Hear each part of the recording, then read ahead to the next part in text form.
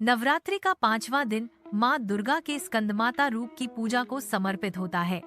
देवी स्कंदमाता भगवान कार्तिकेय, जिन्हें स्कंद भी कहा जाता है, की माता हैं। वे भक्तों को अपार शांति, ज्ञान और मोक्ष का वरदान देती हैं। कथा के अनुसार एक समय पर देवताओं और दानवों के बीच भयंकर युद्ध हुआ।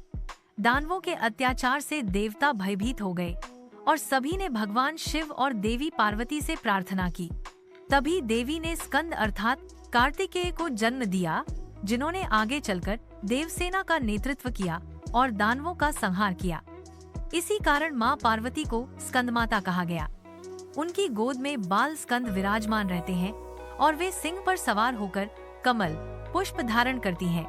उनके स्वरूप में करुणा और वीरता दोनों का अद्भुत संगम दिखाई देता है।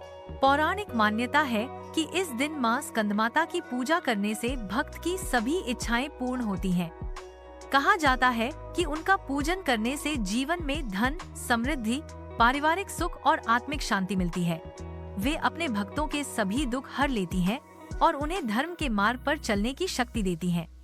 ध्यान रखने योग्य बात यह है कि स्कंदमाता की पूजा साधक को सीधे मोक्ष की ओर ले जाती है।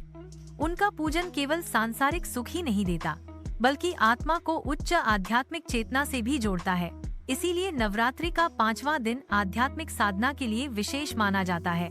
जो लोग सच्चे मन से माँ स्कंदमाता की आराधना करते हैं, वे कठिन से कठिन परिस्थितियों को भी सहजता से पार कर जाते हैं। माँ की कृपा से उनके जीवन में शांति और प्रकाश का संचार होता है।